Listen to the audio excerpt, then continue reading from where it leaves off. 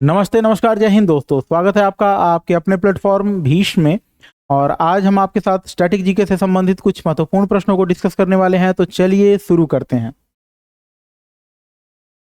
हमारा क्वेश्चन है कि शारदा अधिनियम निम्न में से किससे संबंधित है। तो शारदा अधिनियम का संबंध जो है वो बाल विवाह पर रोक लगाने से है। शारदा विवाह का संबंध बाल विवाह से है। शारदा अधिनियम जो है वो 1929 में पास होता है। शारदा अधिनियम जो है वो 1929 में पास होता है। और शारदा अधिनियम के पास होने में जो सबसे बड़ा योगदान था वो था हरविलास शारदा का। हरविलास शारदा, विलास शारदा। और शारदा अधिनियम के तहत विवाह के लिए लड़कों और लड़कियों की न्यूनतम आयु का निर्धारण किया जाता है। तो शारदा अधिनियम के तहत लड़कियों की न्यूनतम आयु जो है वो विवाह के लिए 14 वर्ष निर्धारित की जाती है। शारदा अधिनियम के तहत लड़कियों की जो विवाह के लिए न्यूनतम आयु है वो 14 वर्ष निर्धारित की जाती है। और जो लड़कों की विवाह की न्यूनतम आयु है वह 18 वर्ष निर्धारित की जाती है। बहुत ही इंपॉर्टेंट क्वेश्चन है, तो एक बार फिर से देखते हैं। शारदा अधिनियम का संबंध जो है वो बाल विवाह के रोकथाम से है। यानी शारदा अधिनियम को बाल विवाह पर नियंत्रण लगाने के लिए लाया गया था। शारदा अधिनियम जो है वो 1929 में पास होता है। शारदा अधिनियम को पास करवाने में जो सबसे महत्वपूर्ण योगदान था वो था हरविलास शारदा का। ये नाम बहुत इंपॉर्टेंट है, इसको ध्यान रखेंगे, इसको वीवीआई करके टिक करेंगे। शारदा अधिनियम को पारित करवाने में सबसे बड़ा योगदान जो था वो हरविलास शारदा का था। शारदा अधिनियम के तहत विवाह के लिए लड़कों की न्यूनतम आयु को 18 साल, लड़कों की न्यूनतम आयु 18 साल और लड़कियों की न्यूनतम आयु जो है वो 14 साल, लड़कियों की न्यूनतम आयु 14 साल निर्धारित की जाती है। चलिए चलते हैं नेक्स्ट क्वेश्चन पे। हमारा अगला प्रश्न है कि निम्नलिखित में से कौन सी गंगा की दाहिने तट की सहायक नदी है। तो गोमती, कोसी और गंडक जो है ये तीनों नदियां गंगा में बाईं ओर से मिलती हैं। गोमती, कोसी और गंडक जो है गंगा में बाईं ओर से मिलती है। सोन जो है वो गंगा में दाईं ओर से मिलती है। तो गंगा में दाईं ओर से मिलने वाली नदी जो है वो सोन है। फिर से एक बार क्वेश्चन को देखते हैं। निम्नलिखित में से कौन सी दाहिने तट की एक सहायक नदी है। तो गंगा की दाहिने तट की सहायक नदी जो है वो सोन है। अगला क्वेश्चन देखते हैं। अगले क्वेश्चन में है भारत के पड़ोसी देश बांग्लादेश की मुद्रा क्या है। तो बांग्लादेश की जो मुद्रा है वो टका है। बांग्लादेश की मुद्रा का नाम है टका। बांग्लादेश की जो मुद्रा है वो है टका। नेक्स्ट क्वेश्चन को देखते हैं। अगला प्रश्न है कि अखिल भारतीय दलित वर्ग कांग्रेस, इस नाम को याद रखेंगे, बहुत इंपॉर्टेंट क्वेश्चन है। अखिल भारतीय दलित वर्ग कांग्रेस का पहला सत्र 1930 में आयोजित किया गया था। और यह सत्र कहां हुआ था। तो अखिल भारतीय दलित वर्ग कांग्रेस का जो पहला सत्र 1930 में आयोजित किया गया था, इसका आयोजन नागपुर में किया गया था। अखिल भारतीय दलित वर्ग कांग्रेस के पहले सत्र का आयोजन नागपुर में किया गया था। और इस सत्र की अध्यक्षता बाबा साहब भीमराव अंबेडकर ने की थी। इस सत्र की अध्यक्षता बाबा साहब भीमराव अंबेडकर ने की थी। ध्यान रखेंगे, बहुत इंपॉर्टेंट क्वेश्चन है। अगले क्वेश्चन पे चलते हैं। हमारा अगला प्रश्न है कि भारत सरकार ने किस वर्ष को महिलाओं के सशक्तिकरण वर्ष के रूप में घोषित किया। ये वर्ष वाले जो क्वेश्चन है ना, ये भी बहुत इंपॉर्टेंट है और हर एग्जाम में एक या दो क्वेश्चन जरूर रहता है, तो इनको भी बिल्कुल ध्यान से करते चलेंगे कि भारत सरकार ने किस वर्ष को महिलाओं के सशक्तिकरण वर्ष के रूप में घोषित किया। तो भारत सरकार ने सन 2001 को महिलाओं के सशक्तिकरण का वर्ष घोषित किया है। भारत सरकार ने सन 2001 को महिलाओं के सशक्तिकरण का वर्ष घोषित किया है। चलिए चलते हैं नेक्स्ट क्वेश्चन पे। हमारा अगला प्रश्न है कि निम्नलिखित में से किसने बांसुरी वादक हरिप्रसाद चौरसिया, पहला नाम ध्यान रखेंगे, बांसुरी वादक हरिप्रसाद चौरसिया, गिटार वादक ब्रिजभूषण काबरा के साथ मिलकर एक concept album call of the valley का 1967 में निर्माण किया था। तो ये क्वेश्चन आपसे ये पूछना चाहता है कि 1967 में जो ये album call of the valley प्रकाशित हुई थी, इसमें 3 संगीतकारों ने भाग लिया था। पहले थे बांसुरी वादक हरिप्रसाद चौरसिया, दूसरे थे ब्रिजभूषण काबरा जो कि गिटार वादक थे। तीसरा व्यक्ति कौन था। तो तीसरा व्यक्ति थे संतूर वादक शिव कुमार शर्मा। और ये क्या बजाते थे। तो ये संतूर बजाते थे। ध्यान रखेंगे इस चीज को भी, इनका नाम अक्सर पूछ लिया जाता है और तीनों संगीतकारों के नाम बहुत ही इंपॉर्टेंट है, तो यहां से इन संगीतकारों के नाम भी ध्यान रखने हैं। शिव कुमार शर्मा जो है वो संतूर वादक है, शिव कुमार शर्मा संतूर वादक है, हरिप्रसाद चौरसिया बांसुरी वादक है, और गिटार जो ब्रिजभूषण काबरा हैं वो गिटार वादक है। एक बार इस क्वेश्चन को फिर से देखते हैं, निम्न में से किसने बांसुरी वादक हरिप्रसाद चौरसिया और गिटार वादक ब्रिजभूषण काबरा के साथ मिलकर एक concept album call of the valley 1967 call of the valley 1967 का प्रकाशन किया था? तो इस album call of the valley 1967 के प्रकाशन में 3 व्यक्ति थे। पहले थे हरिप्रसाद चौरसिया, दूसरे ब्रिजभूषण काबरा और तीसरे शिव कुमार शर्मा। चलिए चलते हैं नेक्स्ट क्वेश्चन पे।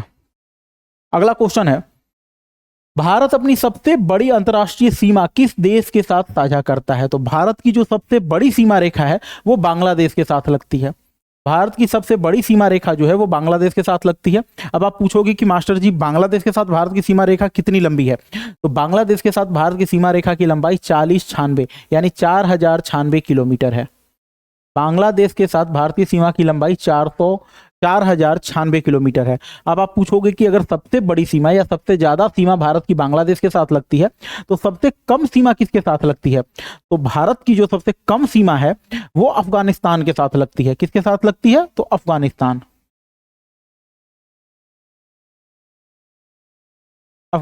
के साथ लगती है। आप पूछोगे कितनी लगती है? तो अफगानिस्तान के साथ भारत की कुल सीमा रेखा की लंबाई 106 किलोमीटर है। अफगानिस्तान के साथ भारत की कुल सीमा रेखा की लंबाई 106 किलोमीटर है। एक बार फिर से देखेंगे, भारत की सबसे बड़ी सीमा रेखा जो है वो बांग्लादेश के साथ लगती है 4096 किलोमीटर, और सबसे छोटी सीमा जो है वो अफगानिस्तान के साथ लगती है 106 किलोमीटर। चलिए चलते हैं नेक्स्ट क्वेश्चन पे। हमारा अगला क्वेश्चन है कि निम्नलिखित में से कहां पर भारतीय संग्रहालय का मुख्यालय है? तो भारतीय संग्रहालय का मुख्यालय जो है वो कोलकाता में स्थित है। भारतीय संग्रहालय का मुख्यालय जो है वो कोलकाता में स्थित है।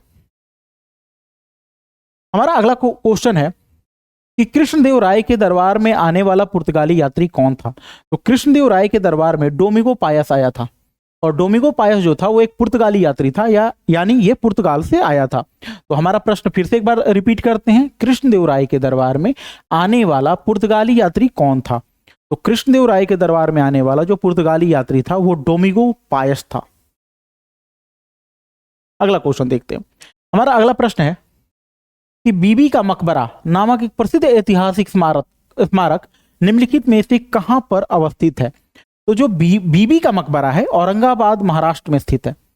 बीबी का मकबरा जो है वो महाराष्ट्र के औरंगाबाद में स्थित है। बीबी के मकबरे का निर्माण करवाया था औरंगजेब ने। जरा ध्यान देंगे, बीबी के मकबरे का निर्माण जो है वो औरंगजेब ने करवाया था। औरंगजेब ने कराया था। बीबी के मकबरे को ताजमहल की फूहड़ नकल के नाम से भी जाना जाता है। ध्यान देंगे, बीबी के मकबरे को ताजमहल की फूहड़ नकल के नाम से भी जाना जाता है, और बीबी के मकबरे का निर्माण औरंगजेब ने करवाया था। किसकी याद में? तो औरंगजेब की पत्नी रबिया दुर्रानी के याद में। औरंगजेब ने अपनी पत्नी रबिया दुर्रानी के याद में बीबी के मकबरे का निर्माण औरंगाबाद में करवाया था। बीबी के मकबरे को ताजमहल की फूहड़ नकल भी कहा जाता है। चलिए चलते हैं नेक्स्ट क्वेश्चन पे। अगला प्रश्न है, खान बहादुर ने 1857 के विद्रोह का नेतृत्व कहां किया था? बहुत इंपॉर्टेंट नाम है, ध्यान रखेंगे, खान बहादुर। तो खान बहादुर ने 1857 का विद्रोह का जो नेतृत्व है वो बरेली से किया था। खान बहादुर ने 1857 के विद्रोह का नेतृत्व बरेली में किया था। कहां किया था? बरेली में किया था। अगला क्वेश्चन देखते हैं। अगला क्वेश्चन है, लोक नृत्य लेजिम निम्नलिखित में से किस भारतीय राज्य से संबंधित है? तो जो लेजिम लोक नृत्य है वो महाराष्ट्र का लोक नृत्य है। लेजिम जो है वो महाराष्ट्र का लोक नृत्य है। लेजिम, ध्यान रखेंगे, ये बार बार पूछ लेता है ये क्वेश्चन, लेजिम किस राज्य का लोक नृत्य है? तो लेजिम जो है वो महाराष्ट्र का लोक नृत्य है। चलिए चलते हैं नेक्स्ट क्वेश्चन पे। अगला क्वेश्चन है, तेलंगाना राज्य का गठन आंध्र प्रदेश पुनः गठन अधिनियम के अंतर्गत किया गया था। तो तेलंगाना राज्य का गठन आंध्र प्रदेश पुनः गठन अधिनियम 2014 के अंतर्गत किया गया था। ध्यान देंगे इस क्वेश्चन पे, तेलंगाना राज्य का गठन आंध्र प्रदेश पुनः गठन अधिनियम 2014 के अंतर्गत किया गया था। तो वही पूछा जा रहा है इस प्रश्न में, कि तेलंगाना राज्य का गठन आंध्र प्रदेश पुनर्गठन अधिनियम के अंतर्गत किया गया था? 2014 के अंतर्गत किया गया था। चलिए चलते हैं नेक्स्ट क्वेश्चन पे। हमारा अगला क्वेश्चन है कि 1857 के विद्रोह 1857 का विद्रोह कहां से शुरू हुआ था? तो 1857 का विद्रोह जो है वो मेरठ से शुरू हुआ था। 1857 का जो विद्रोह है वो मेरठ से शुरू हुआ था। अगला क्वेश्चन देखते हैं। अगला क्वेश्चन है राष्ट्रीय संग्रहालय का हेड ऑफिस किस शहर में स्थित है? तो राष्ट्रीय संग्रहालय का जो हेड ऑफिस है वो नई दिल्ली में है। राष्ट्रीय संग्रहालय का जो हेड ऑफिस है वो नई दिल्ली में स्थित है। अगला क्वेश्चन देखते हैं। गंगा नदी की मुख्य धारा को क्या कहते हैं? तो गंगा नदी की मुख्य धारा को भागीरथी के नाम से जाना जाता है।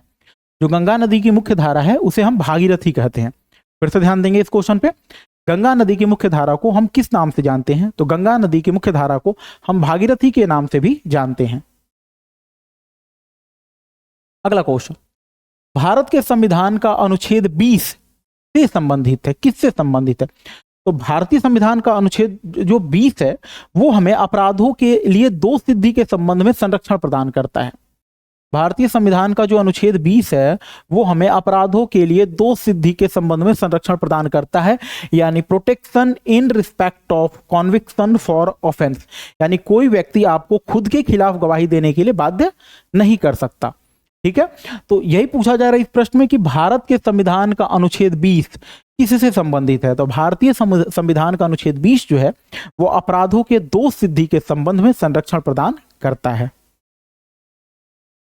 अगला क्वेश्चन देखते हैं। अगला क्वेश्चन है अलाउद्दीन खिलजी का मदरसा और मकबरा किस स्थान पर है? यानी अलाउद्दीन खिलजी का मदरसा और अलाउद्दीन खिलजी का मकबरा ये दोनों कहां स्थित है? तो अलाउद्दीन खिलजी का जो मदरसा है वो और मकबरा दोनों नई दिल्ली में स्थित है। अलाउद्दीन खिलजी का मदरसा और मकबरा दोनों नई दिल्ली में स्थित हैं। देखते हैं अगले क्वेश्चन को।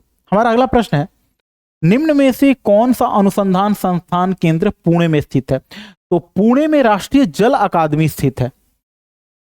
पुणे में राष्ट्रीय जल अकादमी स्थित है। एक बार फिर से इस क्वेश्चन को देखते हैं। निम्नलिखित में से कौन सा अनुसंधान संस्थान जो है वो पुणे में स्थित है? तो राष्ट्रीय जल अकादमी जो है वो पुणे में स्थित है। राष्ट्रीय जल अकादमी पुणे में स्थित है। बाकी ऑप्शन को भी देख लेते हैं। तो भारतीय खगोल भौतिकी संस्थान, भारतीय खगोल भौतिकी, यहां एक वर्ड और जोड़ लीजिएगा भौतिकी। तो भारतीय खगोल भौतिकी संस्थान जो है वो बेंगलुरु में स्थित है। बेंगलुरु, तो भारतीय खगोल भौतिकी संस्थान का मुख्यालय बेंगलुरु में है। Diesel locomotive work, diesel locomotive work जो है ये वाराणसी में है। वाराणसी में स्थित है। और भारतीय रासायनिक एवं जैविक संस्थान जो है ये कोलकाता में स्थित है। कोलकाता। एक बार फिर से देखिए, राष्ट्रीय जल अकादमी का जो मुख्यालय है वो पुणे में स्थित है। भारतीय खगोल भौतिकी संस्थान जो है वो बेंगलुरु में। डीजल लोकोमोटिव वर्क वाराणसी में। भारतीय रासायनिक एवं जैविक संस्थान जो है वो कोलकाता में। बहुत इंपॉर्टेंट क्वेश्चन है इसलिए फिर से एक बार रिपीट कर रहा हूं। राष्ट्रीय जल अकादमी पुणे में। अगला ऑप्शन है हमारा भारतीय खगोल संस्थान बेंगलुरु में। डीजल लोकोमोटिव वर्क वाराणसी में। और भारतीय रासायनिक एवं जैविक संस्थान कोलकाता में।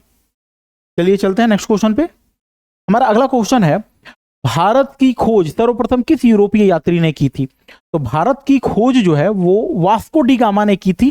कब की थी? तो 1498 में की थी। यहां एक बात ध्यान रखिएगा, भारत ऐसा नहीं था कि कोई खोया हुआ था और किसी ने इसे खोज लिया। भारत के लिए समुद्री मार्ग की खोज, यूरोप से भारत के समुद्री मार्ग की खोज जो है ना, समुद्री रास्ते की खोज वास्को डी गामा ने 1498 में की थी। इसीलिए जब भी हम ये आपसे कहते हैं कि भारत की खोज किसने की थी, इसका मतलब भारत की खोज किसी ने नहीं की थी। भारत कोई खोया हुआ देश नहीं था।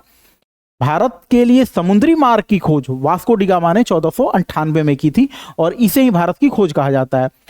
वैसे 1498 ईस्वी से पहले भी भारत और यूरोप का व्यापार अच्छी तरह होता था, लेकिन वो व्यापार स्थल मार्ग से होता था।